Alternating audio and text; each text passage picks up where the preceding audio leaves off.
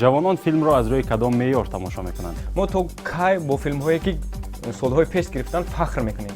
Як бар зидди анамин фикри шумо мебарем барои он ки як бор бинед шумо қабул устода, лекин дуюм вақте ки қабараш падараш худро ба қабр ҳаво метад ба хотири чӣ як бор бинед шумо филми аввал گوید که پس از آن کدام فیلم ها رو باز تماشا کنیم یا همه روزه همه رو تکرار تماشا на کنیم؟ на мо ҳамаги 3-4 гурӯҳи эҷодӣ дорем ки филм сабт мекунанд ва бо ин пурра фазои эҷодият таъмин карда наметавонем. мебахшед ако ман ҳамин соҳая тамом кардам мумкин ман хато кунам шояд вай маслан фикри устод бошад таҳмили барои устод қобили қабул бошад аммо на барои шумо.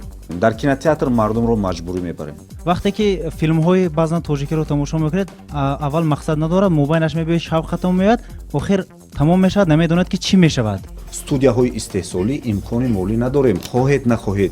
барои чӣ Мебиёд набошад сухан дар филмҳои туркӣ ба имконияти молӣ ҳаст барои барои филмҳои тиҷорат мегӯянд.